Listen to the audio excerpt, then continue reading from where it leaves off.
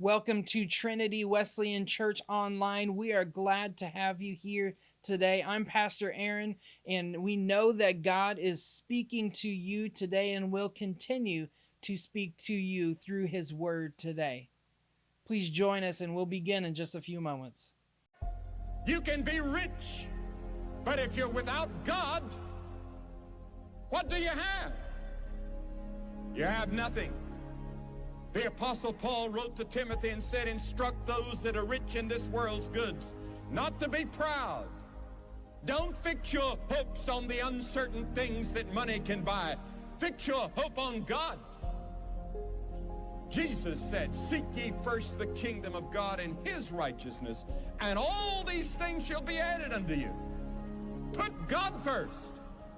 God will take care of the rest. But if you put money and pleasure and power first, you're going to be deceived. You're going to come up empty. You're going to come up short-handed. Today, I want to talk to you about one of the most important spiritual qualities that has a great potential to impact not just your year, but your entire life. This spiritual quality, it can unlock your potential in reaching all of your goals, whether that's relational health, physical health, financial health, spiritual health. This spiritual quality can transform all of those things. Do you want to know what that quality is? That quality is something that's really amazing, but what I'm going to tell you is what it's not. It's not a quality that's based on your appearance. It's not based on your background. It's not based on your education. This quality that has the potential to impact your entire life is consistency. Yep, just that one word, consistency. Consistency has the potential to impact all of your life. And some of you might be thinking, well, I have no hope then because I'm not very consistent. Being consistent can be really difficult. It's something that we all can struggle with, that sometimes we're inconsistent with what we eat. We're inconsistent with when we exercise. We might be inconsistent in reading our Bible or prayer time or spending quality time with our families or taking a break from our phones and from social media. We struggle with consistency in so many different areas. And I want you to know that if that sounds like you, if you feel like you struggle with consistency, you're not alone. We all do, including myself. One of the things that I struggle with consistency with the most is exercising. I was not a kid who enjoyed to exercise, and I did not turn into an adult who enjoys to exercise. And so I always make big plans, especially around January 1st, like, okay, this year I'm going to be healthy and I'm going to exercise and I'm going to run a certain distance. Or as Aaron told you before, we were planning to run up this hill that was close to our house in South Dakota, and we did it one time. One time we had made this big plan, but we were not able to remain consistent. And then years would go by and we'd make another plan. Okay, we're going to start working out every single day, or we're going to start working out just on the weekdays. And we make plans all the time, but we struggle to be consistent with it. The one time I was really good at being consistent with working out was actually in the year 2020. I joined a competition online of youth pastors who were trying to lose weight, and the winner would win a vacation for you and your spouse to go for a week somewhere. The second place prize was a weekend vacation, and the third place prize was $500. And this was a 100-day challenge. And I actually did an amazing job at this challenge because I was really motivated to win the prize. And because in 2020, I had a lot of free time on my hands. And so in the first 100 days, actually, I guess 95 days of the challenge, I was in first, second, or third place the entire challenge. I was in first place for a while, and then my birthday came up, Aaron's birthday came up, Valentine's Day came up, and I moved to second place and then third place. But I held that third place really strongly all the way up until the end, when somebody who had not been entering in their information the whole challenge put in all their information right at the end, and they took that number 3 spot, and I got fourth place. But I was really proud of myself because throughout the year of 2020, I was actually able to work out almost every single day And I was so consistent. My strength greatly increased, and I was able to do a lot more than I used to. I lost almost 40 pounds, and I was like, this is awesome. And then when we moved here, we totally fell off the wagon. I stopped working out, and I just stopped being consistent. And I can tell that I'm not as strong as I used to be, and that I can't run as far as I used to. And I regret it. I was not consistent. And so if you can relate to that struggle, I want you to know you're not alone. Even people in the Bible struggled with consistency. Have you heard of Paul? He's one of the greatest Christians of all time, and he helped write so much of the New Testament in our Bible.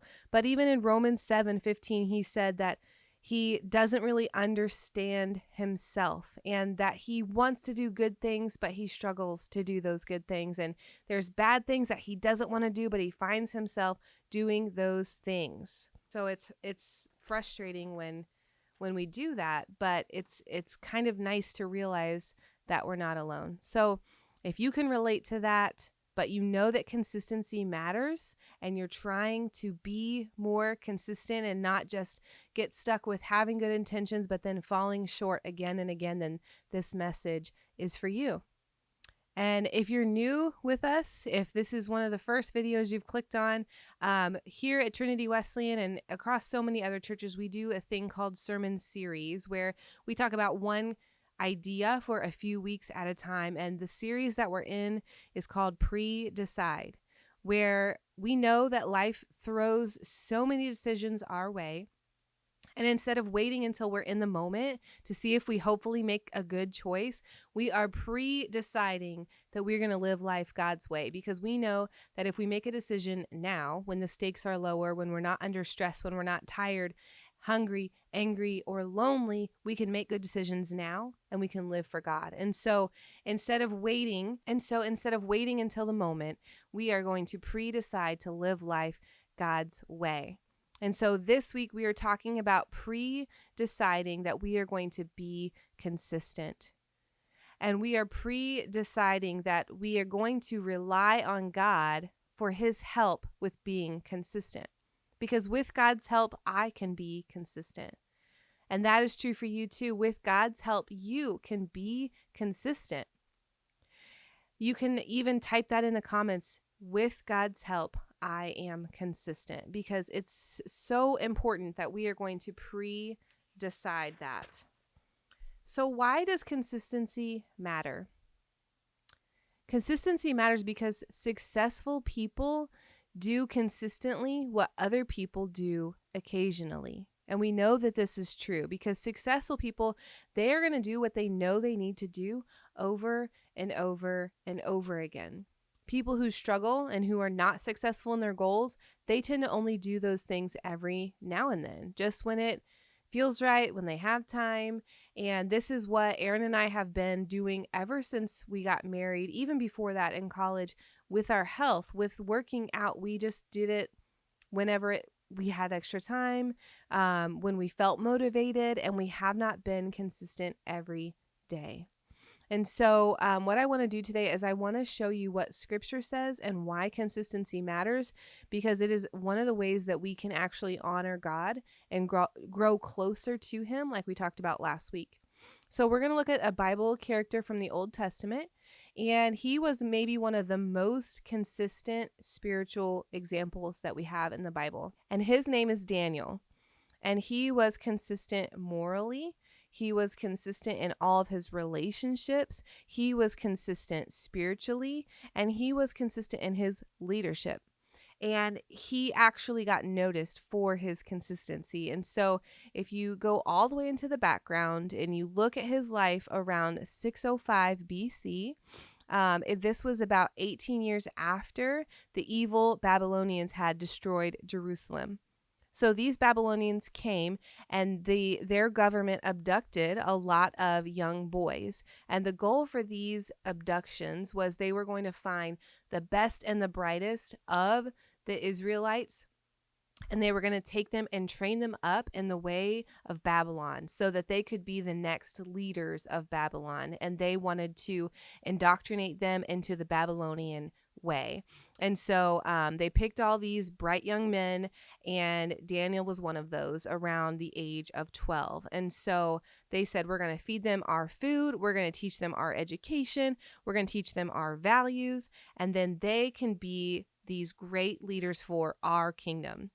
And so that was an extra slam on their enemies, because not only are we going to take over your land, we're going to take your people, and we're going to take your best and your brightest, and we're going to make them our own. And so Daniel was one of those, but he stood out because he decided he didn't want to do things the Babylonian way.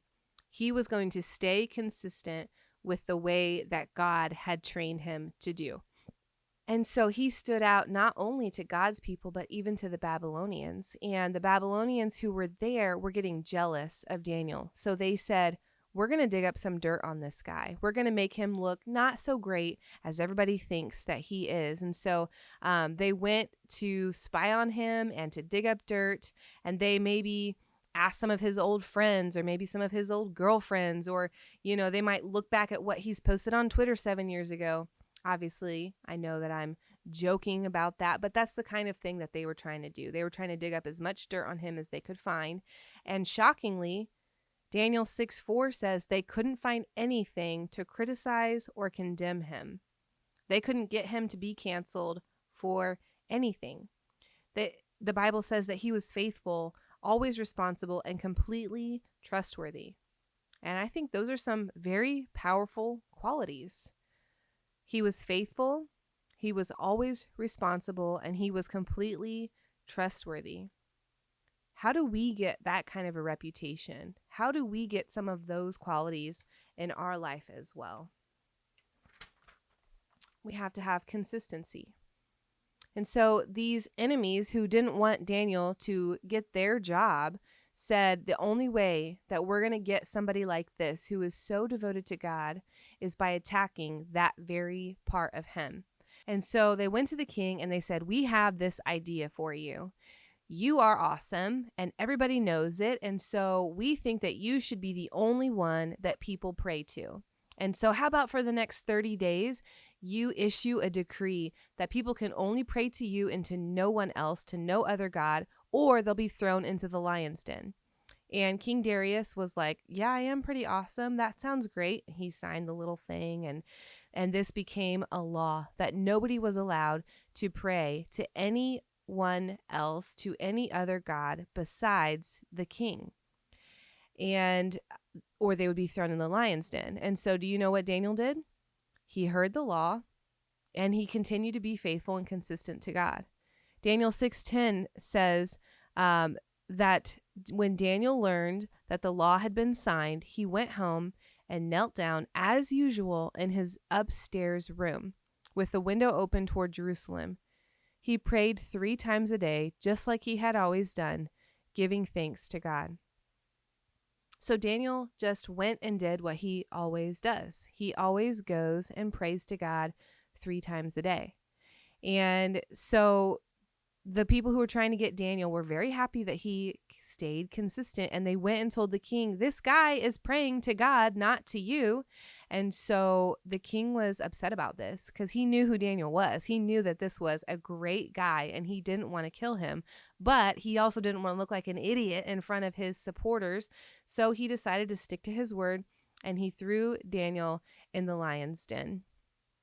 And so we all have probably heard the story that God sent an angel, and the angel closed the mouth of the lion, and Daniel was lifted out from the den, like it says in verse 23, and no wound was found on him. God saved him. God totally and miraculously saved Daniel. Why would he do that? Because Daniel had trusted in God. But I do want to ask you, was Daniel afraid in this situation? Or did Daniel know that he could trust God? I'm going to guess that he knew that he could trust God because he continued to be consistent. And he said, okay, if that's the rule, I'm going to just do what you say. And he went into the lion's den. It doesn't say he went kicking and screaming or he tried to escape or anything like that. He just did what he was supposed to do. So when did Daniel learn to trust God like that? He didn't learn to trust God in the lion's den. He learned to trust God in his prayer closet because he had sought God every day, consistently. 3 times a day he was praying, and he got to know who God was, and he knew that God could be trusted, and he knew that he had nothing to fear from a king or anyone else. So he trusted God, and God spared his life. His faith wasn't just built in the battle, though I know he would walk out of that lion's den feeling a lot more faith and a lot more strength than he had ever had in his life. His faith was built when he was praying on his knees. His faith was built when he sought God's heart day after day, week after week, and month after month. He consistently prayed, and it made a difference in his life. It's not what we do occasionally that makes a difference. It's what we do consistently. So how do we grow in that consistency? Because we want to be like Daniel. We don't want to be afraid of life circumstances. We want to trust and believe in God. I want to give you a plan, a game plan today with 3 important thoughts. And so we are going to pre-decide that we're going to be consistent. And these would be some of the ways that we can practice being consistent. Because if we want to be consistent, we do have to consistently practice being consistent. So we're going to starting with the why. The second thing that we're going to do is plan to fail. And the third thing that we're going to do is to fall in love with the process. So let's look at what that might be. If we want to grow in consistency, we have to start with the why. We have to answer the question really deep down, why do we want to be consistent? Why do we want to be consistent in this area of our life?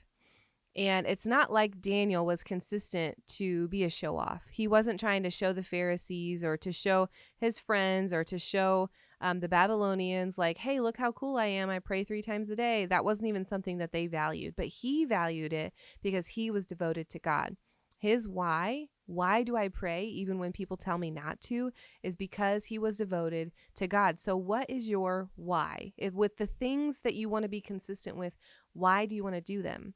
And the answer can't be as simple as, well, I know it's good for me. I really should do it. It's something I've been putting off for a long time, so I probably should. That's not a good enough why. And one way that you can know if you've gotten down to the root of the issue or not is when you plan on starting. A lot of people plan on starting their goals on Monday, especially if it's like a fitness goal. Okay, I'm gonna go crazy all weekend and then I'm gonna start fresh on Monday. Or if it's a church goal, I'm gonna do whatever during the week, but on Sunday I'll start. Or if it's a work goal, I'm gonna start on Monday. We tend to delay what we think we should be doing. But if we know it's something super important and we know that our life depends on it, we're gonna start right away. It's like if you go to the doctor and they're like, oh, you really should start taking care of yourself and eat better and exercise. We tend to put it off, right? But if we go to the doctor and they say, you have 30 days to live if you don't do this and this, we're going to walk out and start those things right away, right? We need to dig down to the reasons why we want to do something, because otherwise it's just going to be a desire. Like, I desire to be better at this thing, not a devotion. I have chosen that I will do these things. And so your why has to be compelling. It has to be something where you start right now. If we want to grow with consistency, we have to start and dig down into why. Why do we want to grow? And that might be something you have to talk with another person about, because we have a tendency to get stuck in our own heads, and we might think of a lot of excuses, or we might put ourselves down and think that we're not capable. But when we talk to somebody who cares about us, they're going to help point us in the right direction and help us really dig down deep into why we want to make a change. And if we say it's just because I want to be closer to God, or, I want to have financial stability, those are some good goals, but maybe it's, I have to have financial stability. I have to be closer to God, and we want to give God glory. So the second thing that we have to do if we want to grow in consistency might sound counterintuitive, but I promise you that it's really important. We need to plan to fail. we actually need to plan that we are not going to be perfect at whatever our new goal is. Think about this. I mean, yes, Daniel prayed 3 times a day. That's what we read. But do you think he ever missed one of his daily prayer times? I'm sure that he did. I'm sure that life happened and he might have missed 1 or even 2 of those prayer times, because we don't need to over spiritualize someone just because they're in the Bible. I guarantee you that he has missed at least 1 prayer time because he's a human being who lived in a very real world. Maybe the king said he had to work late one day, and so he missed his evening prayer time. Or maybe he stayed up too late playing games with his friends and he woke up late and missed one of his prayer times, right? So those things happen. But he was consistent enough that he was able to get back on the wagon very, very quickly. And so when we plan our goals that we want to be consistent in, we need to be so careful about our mindset that's not an all or nothing mindset. We need to remember that being consistent is not the same thing as being perfect. We have to give ourselves the grace to fail, because being consistent, like I said, it does not mean that we're being perfect. We are going to mess up. We just need to plan on that. We need to allow for it, because momentary failure is actually a part of the process. Here's the problem, is that so many of us, we get so concerned about being perfect that we never start. We think, oh, I'm just going to mess it up and it's not even worth trying. But when we try, that's when we find the joy in that consistency, because we should try. When we follow Jesus, he's not saying that we need to be perfect from day one. I mean, we will make mistakes. We might slip up here and there, but following Jesus is the most important part. And so think about it this way.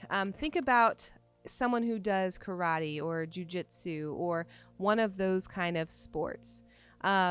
We think about they reach the pinnacle, right? And that's when they get their black belt, which is such a huge accomplishment. It takes so much time and dedication and practice. But there was an instructor who said that the most difficult belt to get is actually the white belt, because most people never start. They think that they're not capable, they think that it's too hard, or they won't be able to accomplish the black belt, so they never even start and get their white belt. A black belt, he also said, is a white belt that was consistent. So just starting and getting that first step is the biggest step that you need to take to be on your way to getting to that goal.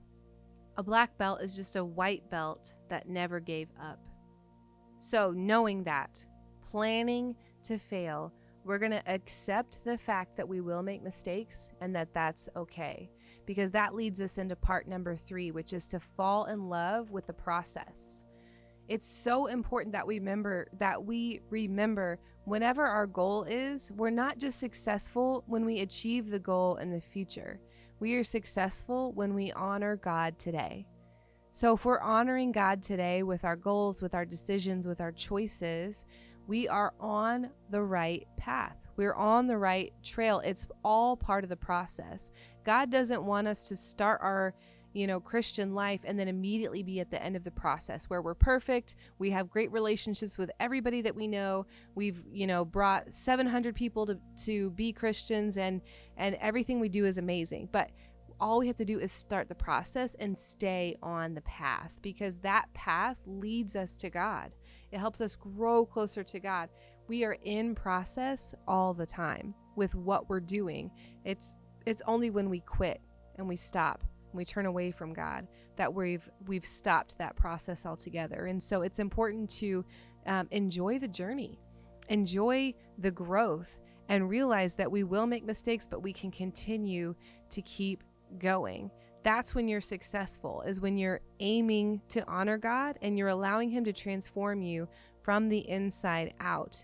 Because with God's help, I am consistent, not just on my own strength. On my own strength, I'm just going to fail, and I'm going to forget to get back up, and I'm going to struggle to keep going. I'm going to forget what my why is. But with God's help, through prayer, through coming to church, through being and interacting with other Christians, I can actually do this. With God's help, I'm consistent. With God's help, you can be consistent. with God's help, meaning that we're not even going to try to do it on our own. Just like even Paul said, he struggles to do what he wants to do, and he does the things that he doesn't want to do, and Paul knew God.